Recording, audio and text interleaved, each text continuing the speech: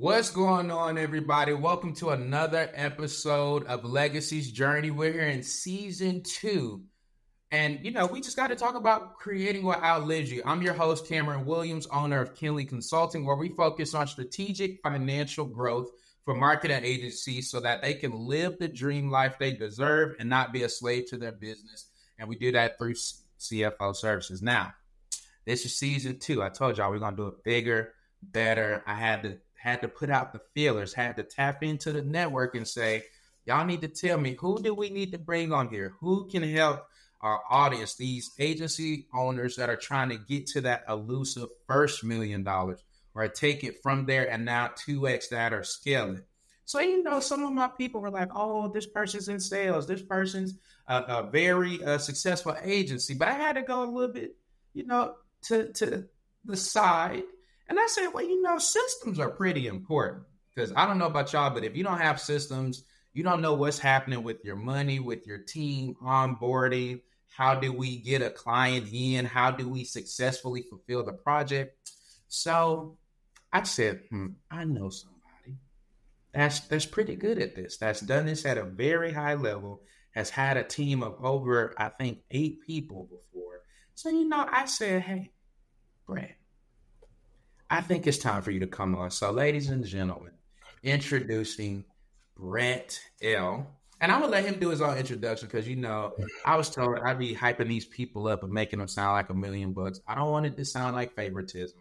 So, Brett, tell the people who you are, name of the business, how long you've been doing it, and then we're going to jump into it. Cam, let's jump. I mean, first I got to say, I was attracted to season 2 because of all the degrees you've now added behind you. And if you're listening to this instead of watching, 6, 7, I don't know, the most checkered man in the accounting world I know, in the finance. But yeah, man, thanks for having me on. It's really great. And I'll just give you quick snippets. Yeah, my name is Brett. And I am a professional integrator, a professional number 2, a professional right-hand man. And I'm just really good I'm a good general. In fact, I think one of, the best, especially for digital marketers. But of course, I'm going to say that. Yeah. So if you're fighting a war and you're out there and you're president and something goes good and then something goes bad and you're emotionally swinging, well, you need your general to say, yo, here's the strategy. Let's get to the game plan. This person, you take that hill. Let's rock. Right. And get the systems, get the team, get the processes in line so that you can go above. I've worked now with about 40 plus digital marketing agencies, most in the 7-figure range, behind the scenes. And I'm talking minimum 3-month or more engagements where we just go deep, not the first layer, not the second layer, not the third. We go deep. Cam, I've showed you some of the stuff that me and my team have produced, my process engineer team. So we try to make it perfect. And I think the big thing we have in common as we head into today is you deal with math, you deal with it in a P&L way. Operations, the way I deal, it's still math. Operations are objective. They are black and white. They should be defined. That's good operations, where everything just is smooth. And that's what we try to do. That's what we try to focus on, because if you don't have that, your team doesn't have clarity. If your team doesn't have clarity, they're going to be guessing. And if they're guessing, something's going to mess up, and guess who has to fix it? It's always going to be that entrepreneur. So you can't get to 7 figures smoothly without it. It's a lot harder to fix later. So here we are. All right. So you got to tell the name of the company. Yeah, the name of the company. So I had a strategic consulting firm the last couple of years. That's where I did my work with Evergreen Strategic Systems, and I'll still dabble. My new company, my new brand is freethefounder.co, freethefounder.co. And we do placements. I'm really good at finding the perfect fits to get the founder free, to delegate off, and then training that person to just take it, right, by KPI and all that good stuff. So freethefounder.co. That's the gist. Thanks for that, Cam, because totally would have forgot. Hey, free that founder. And that's what we were talking about earlier, right? Like, even with us, it's the same thing. We've learned, like, business owners, you guys work super hard. Agencies especially, you work so hard, but you don't want to work so hard to the point where you're bragging about 12-hour days. I know I've been there. It comes a point where you have to say, okay, I'm willing to give up some cash to help me make this thing for the long run, to optimize it, to tweak it, to have it efficient enough to where I can step away for a week or maybe for a weekend to start, but for a Friday to give me an extra weekend or day for my weekend, and everything is still flowing because my team knows the processes, they have SOPs, etc. So, all that being said, you heard this is the guy right here. So let's jump into these questions. So, one of the questions we'd like to ask is, what was your relationship with money like growing up as a kid? Was it good? Did your parents have plenty so you thought of it in a certain way? Or did you come up in the struggle? You know, your perception of it was a certain thing. What was that like for you? Yeah, I mean, that's a good question. And for me growing up, we were good. I mean, I'll be open and transparent about my childhood. My dad owned a business, wasn't anything crazy, but it sustained. So I never had to think about it much. My mother passed away when I was about 10. We had four of us kids. So he provided, he did his job. I don't know how, sometimes but he just cranked it out. And yeah, so I never really had a need for want. I was always an athlete. And for athletes, man, you look like an athlete, and I'm sure a lot of competitors get in this field. Well, we numb things out. We just numb it out and we go. So I kind of took that approach with money as well. And yeah, long and short, always was an entrepreneur, always was hustling. So middle school, we'd go buy sodas for 20, a pack of them. We sell them for 25 cents in the lunchroom, and then take that and go buy our Game Boys. So it was always just kind of fun at the time. No worries type feel. I would say that's my experience. Okay. I like it. So then as you grew up, did it change? Because I'm sure, like you said, you're in sports. So now we're going into college. Was it like, oh, snap, it's really real out here. I need to kind of figure this thing out. Or did you kind of know, like, nope, I know that I'm entrepreneurial. It's my dad had it, I have it. Therefore, I need to pick this because it's going to help me to be better in that. Yeah, I mean, if we're talking about me, I always do and did best with my back against the wall. So I always knew when I was out there, if I needed this or that, I was going to figure it out. That's at least how I approached it. Yeah, it's funny, you dig back into some of this stuff and you compare it to today. It does, it's interesting. But yeah, always back against the wall. That was how I rolled. So never really was too much a concern. Okay. Now then you get married. Now you obey. Having kids, is this same mindset the same as I'm gonna figure it out, or was it at this point, hey, I've been figuring it out, I know how to generate income? I'm not gonna say it at will, but by doing certain things, I know how to get that, or was it kind of like, what are we gonna do?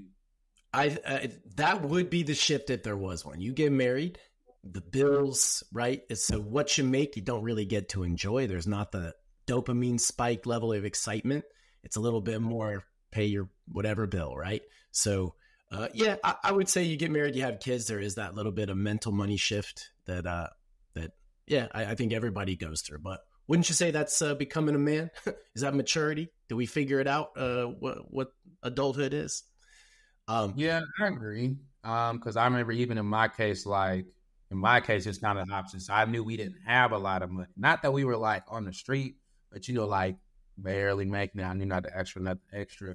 So going to college, to your point, I was kind of like, okay, I got to make this happen on my own. I purposefully went to college far away from Atlanta down as far as you could go, which was South Georgia, like right before the Florida border.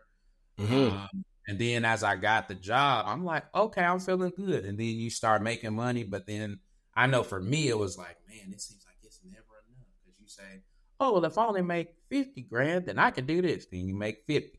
Then you're like, oh, man, if I can make 60, if I can make 7, and it just keeps climbing. So it does. Uh-huh. All right, cool. So now to that same topic. Now, when you made your first sale, so you said you've always been a business owner. What was it like? Let's just use the two businesses that you referenced at the beginning. When you made your first sale, how did you feel? What were your thoughts, emotions? What do you remember about it? Yeah, well, now I got to go a little further back. So in my 20s, so I played high level baseball, right? So I played D1 baseball, great experience. That's where I put all my chips in. right? I didn't care in high school about school. I just didn't, right? I cared about sports. So got recruited, played baseball, and same thing. I was expecting pro ball. Well, what happens? Of course, I got hurt. I pulled my hamstring, did it a couple times. My value started going down. My own value in my head started going down. So I had to start thinking, what am I going to do? So I moved to Baltimore, Maryland, my wife over there. And yeah, like same kind of story. I started working with kids. One turned into three turned into nine. Pretty soon I was renting, fields. I'd rent baseball fields at universities and put on camps, and we had this whole thing. So had about a 9-year brick and mortar business with baseball, running camps, clinics, lessons, all that stuff. I was kind of a local mini guru, which was cool. So yeah, the first sale from that, I have to go even further back. I had a hustle at one point right out of college. So I'm doing this. Okay, I'm a details guy, man. You ask me a simple question, guess what's going to happen? This is the operator way. It's the integrator way. To make it simple, I got to go deeper to clarify this and therefore make it simpler. So bear with. I had a side hustle. What I used to do is I would take furniture, right? So in my dorm room, how it started was some kids would get rid of furniture at college, and they just set it out by the dumpster saying, we don't want to deal with it. We're gone. So somehow, I don't remember how, I figured out I could take that, set it in my dorm room, take a picture, and someone would come and pick it up and hand me cash. So I was like, oh, that's interesting. So I just scope the thing, bring it in. And then, so I was like, well, this is cool. This is easy money. So I ended up moving back home, and my dad had a garage. My dad had a truck. So I started figuring out, I'd go to garage sales. And this is a little before people knew how to sell stuff online. So I'd buy a $5 futon. I'd pick up a couch and say, hey, I'll take it for free if you're not using it.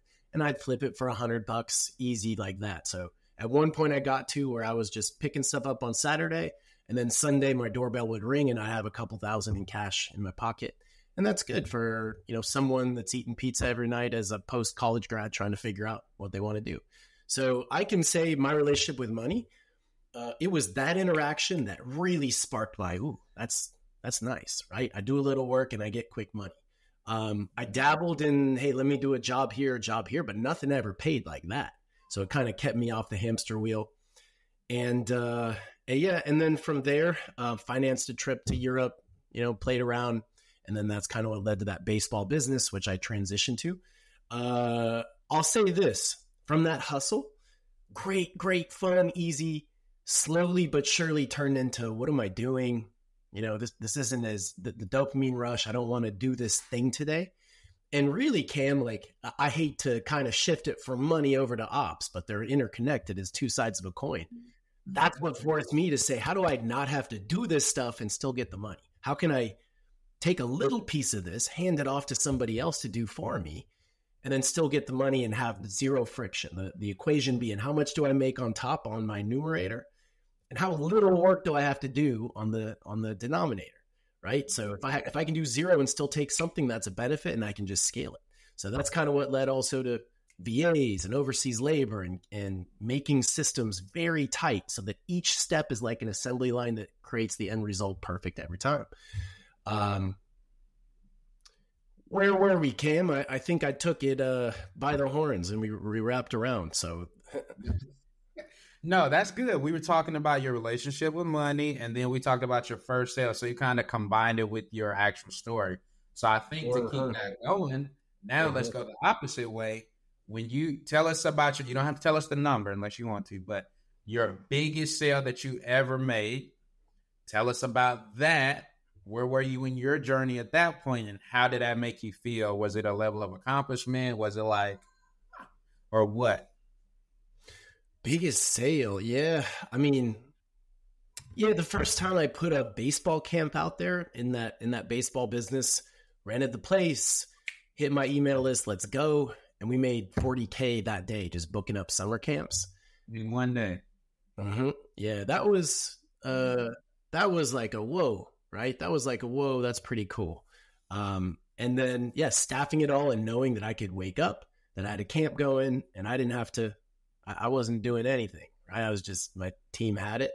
Both those combined. But honestly, man, I think this is an interesting dichotomy between the finance guy, the guru that you are, and me. I get more pleasure weirdly, just weirdly. I get more pleasure out of things operating without me. For some reason, that seamlessness, right? That's what makes me feel good. And to your listeners out there and those listening, and you said something interesting, Cam. You said, to grow higher and faster and longer, you got to give up a little bit. You got to invest a little bit of what you're making in order to make more, right? Yeah.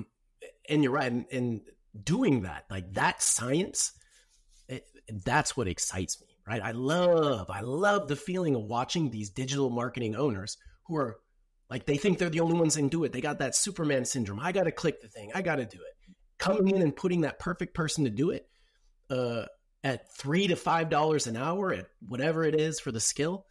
And then being like, whoa, I could actually start selling people and making $1,000 an hour, right? With my time that I just got back. That's the stuff that really excites me. So it's interesting. It's interesting the questions you ask your guests, right? And kind of where I ask mine. Yeah.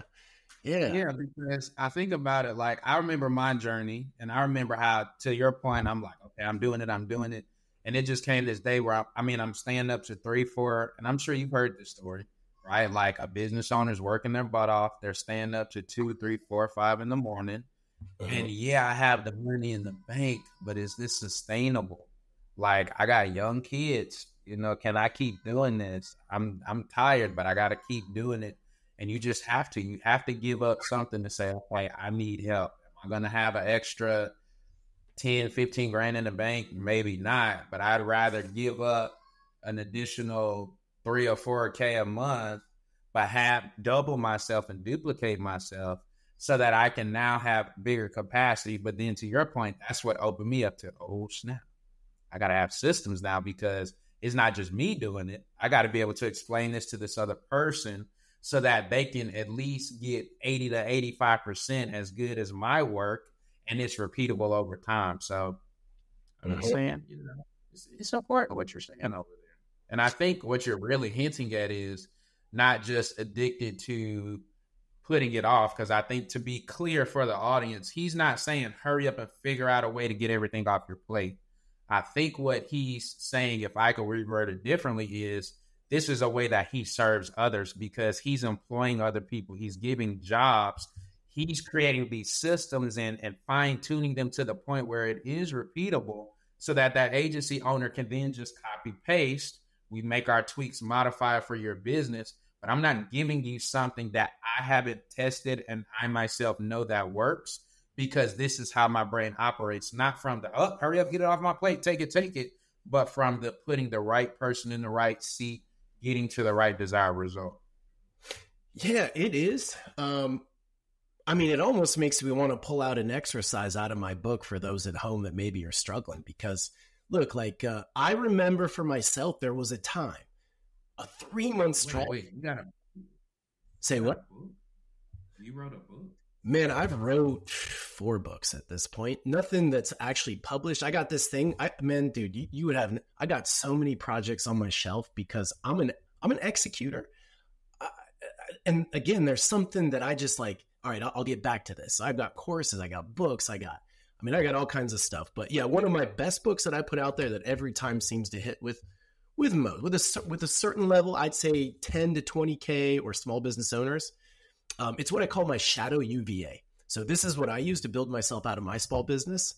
At one point when it was this stretch, it was like a summer, dude. I worked, no joke, probably 10-hour days every day, 7 days a week, because I just had so much demand, and I didn't know perfectly yet how to get it off me. I thought the same thing. I got to be the one that does it. No one else does it better than me, and they want me. By the end of that summer, I was heading to a vacation. I told everyone I'm heading out. I remember it was like 11 a.m. I was at a friend's house on the lake on a dock. I was looking at the sky, and I'm like, I was numb, Cam. Like I couldn't move on anymore. It's like, the money's not worth it. And you've probably been at that point where just your fingers are tingling. You're so numb to it. So I dedicated right there. I'm going to figure a way to get out of it. Well, I went home and made that concept, the shadow UVA, and basically what it was how to take a $5 an hour VA and clone myself. Every single task I would do, I was breaking down into little chunks and pieces, and then I would have a system where I'd record it and I'd file it and make it the last time I ever had to do that system ever again, so that my shadow UVA, I could hop in my PMS system and say, hey, B2 needs to be done. Or I'd set up a calendar and say C4, this is my coding system on my PMS, my project management system. I got to stop calling it PMS. Someone told me that. I'm like, you're right.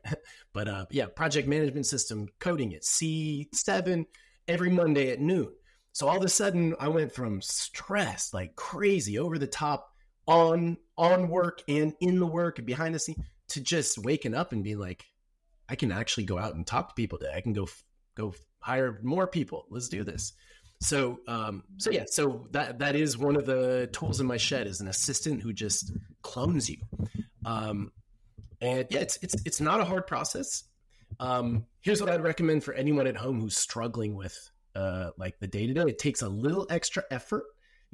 I'm burning 10-hour days. Well, you're gonna have to do 11 for a couple of weeks here. Just a little extra thought, and then it'll go down to 5, and then to 3, and you're only going to spend an extra K a month, and you can make that back up with that extra time once you have your bandwidth in your mind.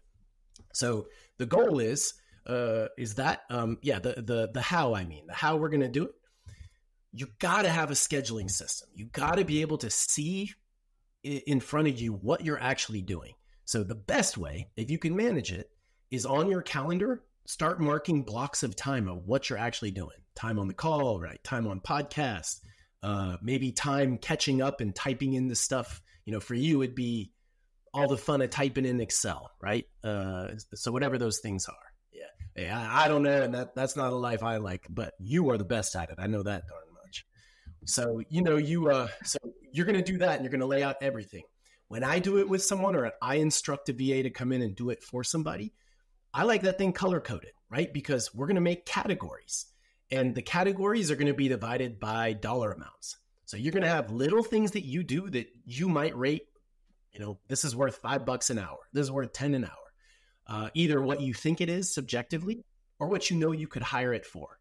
And then, you probably have 5, 6, 7 categories. Well, the goal is start at the bottom, right? Hire somebody to take those over and free up your time so you can do more of the higher leverage activities. And I don't know how clear that is. Sometimes it's easier visual. Usually this exercise is like an hour with somebody, so we just squeeze it into 30 seconds. But so that you're getting me all excited today, Cameron, talking about the systemization piece. That's my job. Okay. Right. Now let's keep talking about it, because one of the things you just said, I don't want y'all to skip over.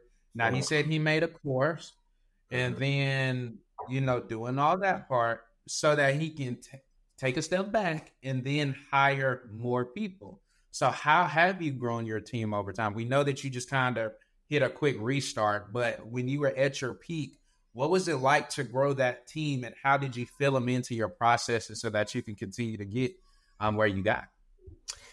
Yeah, so I have a very systematic way of defining roles so that I know exactly who to put in a spot. A little bit of art, a little bit of science. But in general, the first question is, what are you doing right now in your weekly, in your daily, in your monthly that you don't like doing, right? What sucks? And define that for me. And why are you doing it? So let's just try with you, for example. What are you doing in your week, Cam, that you are like, I hate this? Are you talking about like me? Yeah, why not? Yeah, if not, we need to get some phone calls, but let's do live. Okay. All right, ask your question. I got to switch brains now to the interviewee. I can hear the clanking. But good mic. All right, what's your question again? Well, let's put it in a different way, or maybe similar. But if I had to ask you, right, gun to your head, what are you doing week to week? What are you doing month to month that you absolutely hate? What things just like you're like, ugh, all right, I got to do it. That I hate. That's strong. I wasn't ready for this. Going through emails. Okay, now let's do some therapy. And I keep pulling out my skeleton. So my background is actually a child psych and counseling. I have my master's from Hopkins in that. So this part of digging and getting info is it's also a joy of mine. Okay, so you digging emails and getting emails. Interesting. So if I'm hearing that correctly, every single day you got to sit down, and when you could be doing more podcasts or could be doing more outreach or more strategy, you got to stop and go through the 100 emails that came into you to say, please check this and do that and do this thing.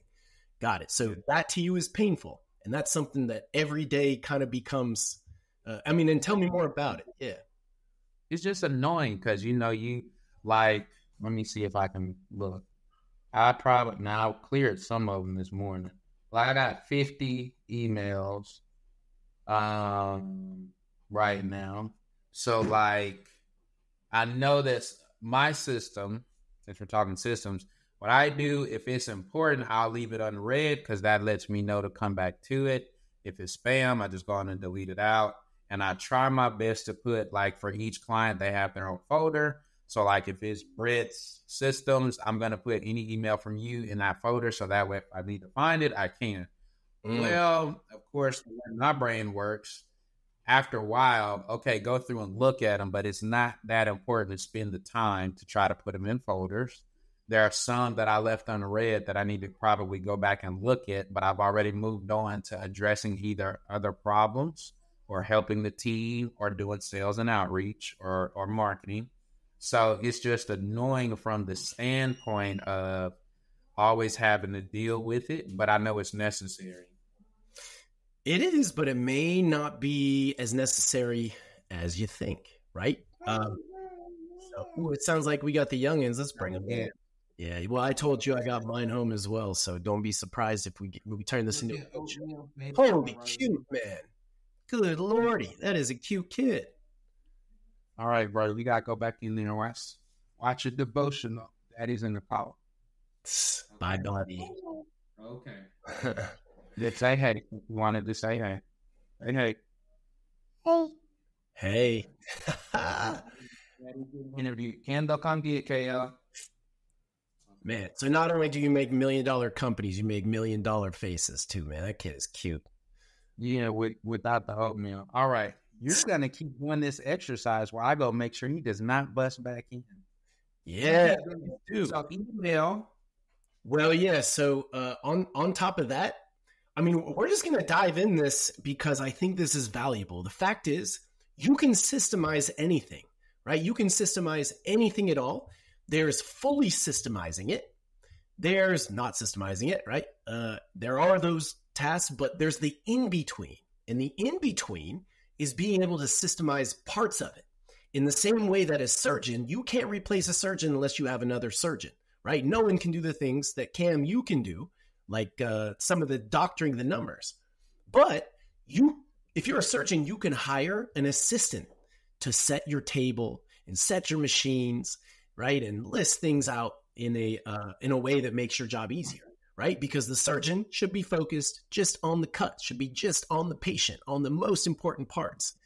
So in your case, Cam, as your viewers and I just kind of wrapped up on, there's a range of systemization. And so in your case, systemizing email, something like it's necessary, but I hate it. I could be doing other stuff. You're right. I've seen your content, bro. You could be making one extra video a day that might affect one more person a day that might tip that thing and bring you 3 more sales per month. But instead, you're answering the email from blah, blah, blah. Well, what's the function of email? What is the purpose of email for you? What do you use it for? It's communications. Typically, if I'm sending somebody an email, it's to communicate something of importance to the client so that they send us something or something of that nature. Yep. So and is that your primary means? I know we talk on Facebook and all that, but sounds like that's your primary client means is email. Yep. Well, so we use Slack. So if you're like a client that we have on monthly retainer, we talk to all of them on Slack. There may be like one or two that doesn't use it, but outside of that, all of our clients are Slack. So anything through email is either going to be my payroll team communicating, or it's a tax client, just because our tax people we don't put in Slack, or it's some type of like what am I seeing up? Like, of course, Calendly, so and so booked a call, so and so, scheduled a Zoom, Mm-hmm. notification type stuff. So Mm-hmm. like some of that, like not necessarily super important, but it's necessary. So I try to just bite the bullet. No doubt. So you're going to be 72 still biting the bullet one day, even if you're driving it. Well, the point I'm getting at is at some point, the purpose of your emails, the purpose of having that system is, have I completed something or not? It's confirmation between two people. Yes, I got it. No, I didn't. This question, whatever. And those things at the end of the day are tasks. They're things that either Cameron needs to do or they're things that the client needs to do to ping the volley back and forth, right? Everything else sounds like it's pretty much fuzz, spam, a Zoom confirmation, whatever. So that in itself is systemizable, and here's how. If you had, let's just say it's a VA, and you train them, you could make categories of different tasks. You just laid them out for me, 80% of them right there. It's either this thing, that thing, or this thing. And a CEO, right, as you guys continue to build, right, and you've had tremendous growth to this point, I've watched your journey. Well, if you had a dashboard and you could wake up in the first 10 minutes, everything that was in email is right there. Do this thing for this client, that thing for this. That is 100% trainable, right? And that extra time you get back is time that you could spend making more money on that time you invested in. Anyway, again, I get passionate about this stuff, Cam, and sometimes I can't help myself. I really, to get to seven figures, again, you cannot do it alone. You can't row a rowboat. The Pilgrims couldn't have made it to the shore without a lot of people hitting the oar. Yeah, and I agree with that because, like, even in that example, just to finish it up, like, if I could just come in, hey, so and so sent you an email saying blah blah blah, so and so confirmed this, this, and this, so and so got it, and your team just sent this and CC'd you, and I'm like, all right, cool, but it's like I gotta put time in the calendar to look at it, and work. So that's a great example. So that's an example of what Brett would do with you, your team, your systems, figure out how to make it more effective, more optimized, more efficient.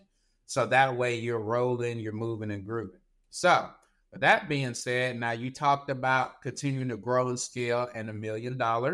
So I know that oftentimes that chief operator, some people call it a COO, integrator, different things. They work oftentimes with the accounting or finance department. And then, of course, I know that you being a business owner, you, of course, know about that very well. So how is your current CFO or accountant helping you to grow your business? Like, what are some of the cool things that they're doing or suggesting to help you to reach your goals? Yeah. No, honestly, I do think that's a point of improvement. And that's something, Cam, that I know we've talked about and you've pointed out, just I think you have that muscle. That's something that's always impressed me, of being able to just look at numbers and in 5 minutes say, hey, here's what you got to do to be more profitable.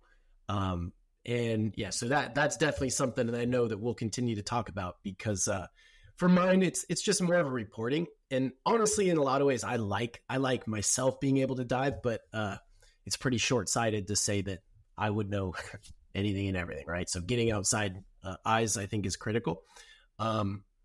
But yeah, like I get a P&L once a month.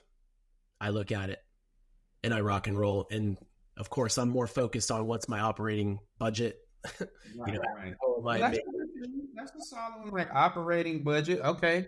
Tell us what, for the systems guy, why is that operating budget important? Because I think you are expressing what a lot of agencies do, right? Like, I got somebody, all I know is they send me my P&L and my balance sheet. I look at it and I say, okay, thanks. And then they move on. So to that person that may not have the strategist or that CFO come in, what are some of these things that you're looking at with that operations viewpoint that can still help that person to best utilize it, if we can put it that way? Yeah. I mean, for me, if I go in a company, I'm trying to know what kind of, I know the goal, right? I know what they want to do. They want to get to this place, but they're so busy, right? They can't get out of their own way. And every night is a sleepless night because they're worried about getting this done and that done. So they're just backlogged and overloaded. So for my purposes, operationally, yeah, I want to see what their budget is.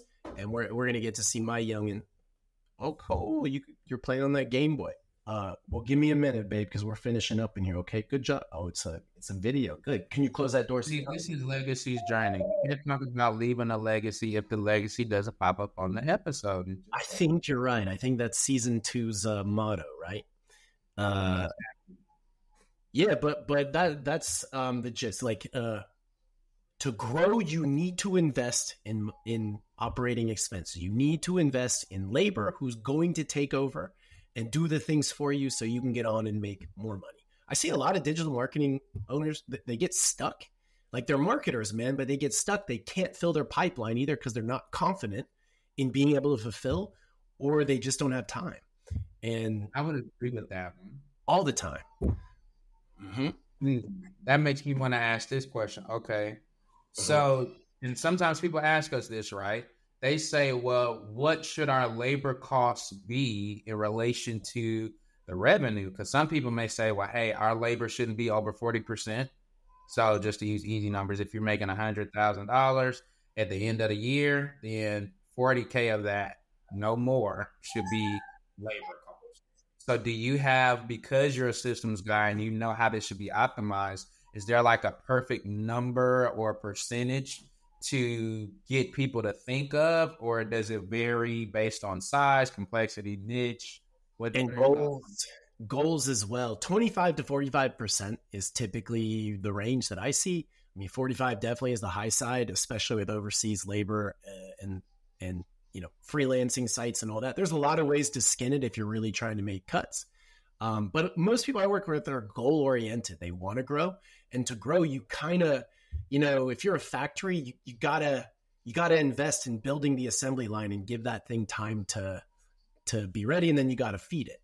So, yeah, I think with the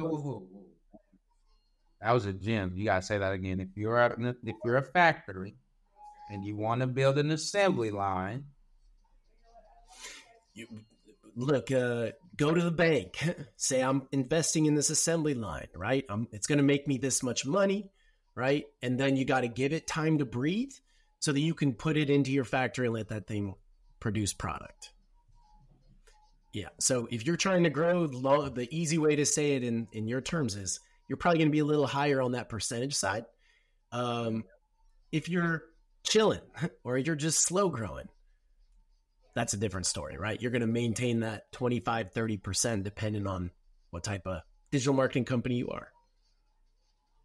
Okay, I got a good one for you. So now you mentioned overseas. Do you think, and I know this is a tricky question because I'm saying it on purpose, would you suggest investing more in overseas contract labor, or do you still think there's value in getting a U.S.-based employee or contractor? Why? I know you can probably argue both, but if you had to pick. Yeah. Well, if I had unlimited funds and unlimited, potential, hardware on American people, the right ones in general, they can make decisions for you a lot easier if you give them the reins to do it, right? So I don't think there's any doubt. I think the right skilled American labor will always win. Not always, but majority of the time, especially in creative tasks, right? An example, sorry, I got this door open. I really need like a stick, man. Like I can like close that. But anyway, so let's say, for example, if you have an overseas labor let's make it easy. Let's say a website. You're probably going to have to do more effort and more time in giving them the specs of creating that. I need this, I need that. Yes, like that. Yes, like that. There's just a little more direction that goes into it. And there's a little bit lower percentage that you're going to get it right on the first couple times. Now, for someone like me, it's not a huge deal. I just iterate it and we're good. Or I have my tricks on making sure we're better from day one, better examples, better guidance, better template, how we're feeding it. But in my experienced American labor, it's like, hey, I need a site. Here's the spec, go, right? And most of the time you're going to have a higher percentage of uptake. So All that said, man, you're right. It depends on a million different variables. Again, what are your goals? What are your expectations? What are your customers' expectations? What do you actually do? Is it SEO? Is it something mathematically objective like data? Right? Is it more creative? How good are you at explaining things? So there's a lot of different things. And for me, if I'm placing, I do a lot of placements. I probably placed, dude, like 400 people in my career. No joke. A lot of overseas, but some, percentage of that in. It depends on the people. It's like, who's that dog trainer? Who was that dog guy? Cesar Chavez or the dog whisperer?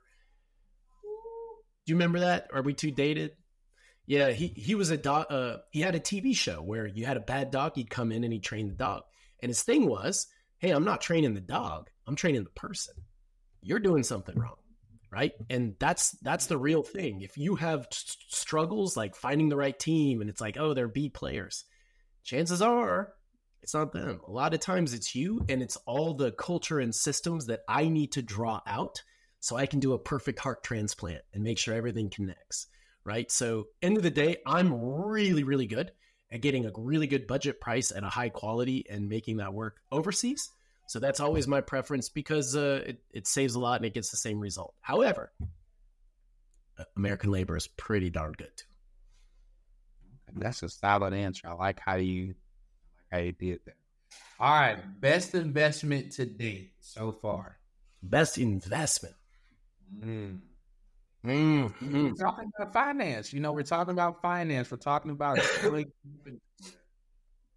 yeah, like this investment, something that probably took you from stage 4 to stage 6 or 7.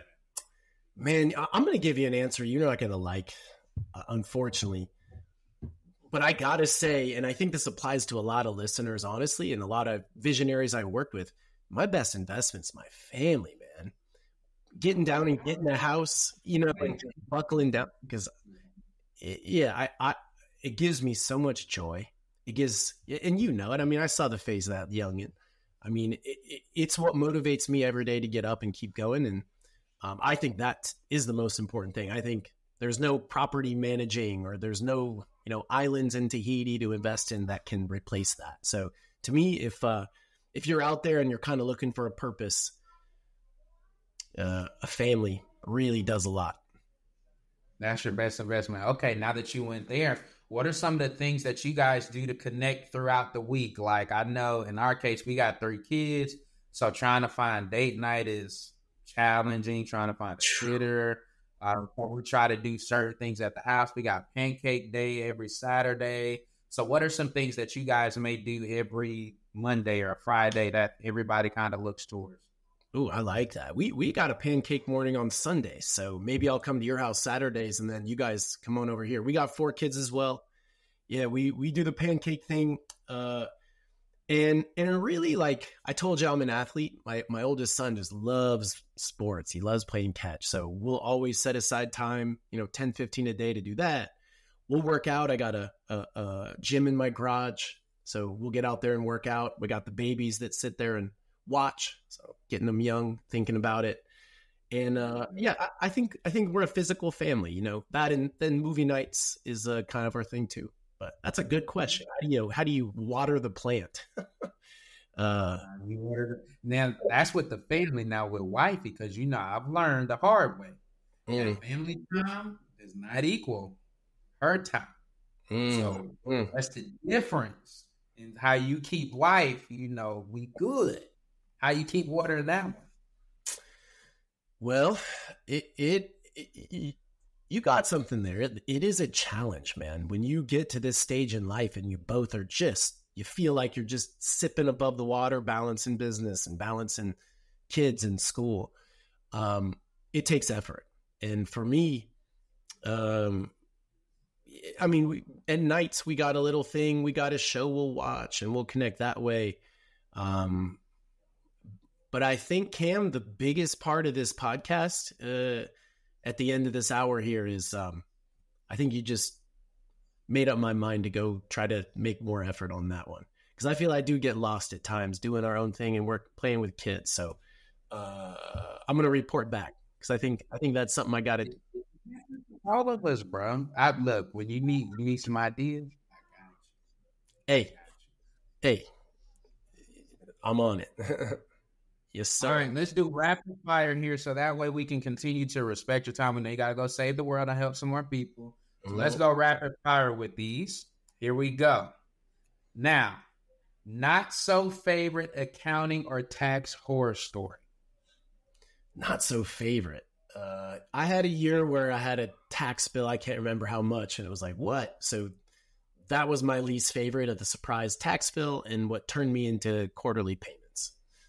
Gotcha. Okay. How has your definition of success changed from when you first started to now? For example, me, hey, we just need to pay these bills. Now it's a lot more like, how do we grow? How do I still continue to give back, etc. So, how has yours changed over time? Yeah, I mean, definitely in the same ballpark before, though. It was more selfish. How can I get another overseas trip? You know, how can I go to Europe and jet set, and that's a reward for pushing a little or something like that? Now I just see the faces of my kids, man. That's success to me. If they're happy and I can provide for them, that's all I care about. Okay. All right. If you could go back in time, what would you tell your high school and college self? Invest in Amazon, you know. Invest in Amazon is in like stock. Oh man, I would have bought so much Amazon and maybe Tesla. Yeah, just that's easy money, man. Plus the capital gains on yeah. So yeah, I would have been mowing lawns and just dumping cash into Amazon. And then I'd be thinking of my kids' faces and my Tahiti island today. You know, yeah, dude. Had you invested back in '08? Holy cow! Now I'm older than you, I think. So that is It's only about 2 years, not too long. I'm 33. yeah, yeah, I okay. graduated We're the same age. in 2008. So, Yeah, I'm only actually 25. So what? Never mind. I thought I was. Now I'm playing. I'm older than that. all right. All right. What two or three things that you do consistently would you say contributes to your success?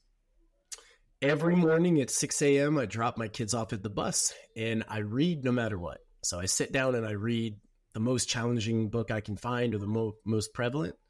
I work out 4 times a week. If I don't do that, I know I'm not my best. And every night I put my kids to bed. I think you can see a pattern between us, right? If the family man thing between us is real. So those three things, I think, are what motivate me the most to yeah, have some success. Okay. Last question. What has being a business owner taught you about yourself? Because you've had a successful one. You wanted to restart and change some stuff. So what has this journey taught you about like who Brett is as a person? The number one thing it's taught me, honestly, is that my business is not me. That's a weird thing, and I think, yeah, You gotta say that one again. Say it again. yeah. I mean, this applies, I think, to everybody who's obsessed with making a better life for themselves, right? But your business, it's not you. It's not your identity. You have to find a way to separate the two. Brett as a person, as itself, uh, it's just different. And I didn't see that for a long time and made a lot of things that if I regretted things in my past, those would be, them, how I treated people or how I looked at things and logicked them as okay in my head early on in my story. So I think that's what it's taught me. Hey, this is fun. It's a sport and treat it like that. It ain't you. That's a solid answer. All right. Well, this is the end. So this is your time. So tell the people, how can they get in touch with you? What's the best way? Any websites? Do you have anything you want them to know that's coming up, like a big event or some big project or something that's dropping? This is your time to tell them all of that. Go for it. Yeah. Look, every CEO, every entrepreneur, everyone in this field, times can be great and times can get tough. And it gets especially tough when, say you're working with Cam and you're trying to hit the levels you're hitting and you realize, man, I'm going to be working 12, 14-hour days. And it's just those times when it would be nice to have somebody who's your right-hand person, that number two, who you can just dump it on emotionally, right? Strategically, and everything. And that person be able to come back and tell you, I think, pretty good advice, things that can at least help and get you to the next stage. So if you feel like, hey, I'm doing more than I probably could, and I'd like to spend more time doing X, more time hopping on podcasts and touching my audience, the $1,000 to $10,000 in items. If that's you, I'm really good at cloning. I'm really good at taking, like we did with Cam. What do you hate? Breaking it down to categories and then handing it off to somebody else with a KPI for success, right? So building teams is a strength of mine. In consulting as a COO, those two things, I can set pretty much anyone free. So with that, freethefounder.co, you can check out. I'm not the best marketer, but I am the best number 2. All right, so freethefounder.co. Do you have a preferred like social media in case they want to just I'm not quite sure I want to take the lead. So, just want to talk a little bit. You know how that goes. Yeah, well, we offer free operations audits. I say we as in me. So happy to talk with anybody and see where your situation is and how I can help. At minimum, give some info. And yeah, if you're more of a social media person, just the way Cam and I connected was my own personal Facebook. So it's Brett Linnenkohn. That's my profile, Brett Linnenkohn, Linnenkohl. And if you need to talk to a COO, look me up there. And yeah, happy to chat anytime. All right, there you go. So again, Brett, thank you so much for coming on, sharing some of your insights, how an integrator, operator, systems process person thinks. Guys, I can't stress to you, remember, I'm the numbers guy. So I know and see all things. How important it is to have these systems and these processes, because that's literally the difference in somebody being at 800K and $1 million. When they have those systems and they know how they're going to consistently fulfill, or they know how they're going to consistently make sales or support their team or have meetings or whatever that looks like, it takes so much extra brain power out of the equation because they can just fall into place in the system. So I cannot stress the importance of having people like Brett on your team that can help you work through that, drive through it, map it out, get it written out. And of course, he didn't even get into, we're going to test it. All right. How do you feel? How did it work? All right. Let's tweak until it's perfect for you. So definitely check him out at freethefounder.co. All right. And so you guys check him out. This is season 2. We told y'all we're going to up our game. We're going to bring you guys the best as you are trying to work on your journey to become $1 million agency, or if you're already one, to take it to that next level, to repeat it to 2 and 3x, to get to that 5 million and that 10 million. So all that being said, guys, thank you so much for tuning in. If you love this episode, make sure you share it with another owner that may can use these tips, that maybe needs to sit down and say, hey, Brett, I need some help. Like, share this episode, like it, leave some comments so we can know, maybe have some more questions for Brett. Put those in the comments. Do what you guys need to do to utilize this platform. We're doing this as a way to give back to you guys, to help you guys to continue to grow and to serve you. So with all that being said, guys, thank you so much. We can't wait to bring you some new guests. Other than that, take care of yourself. Until the next episode. Peace. Thanks, Cam. Come on.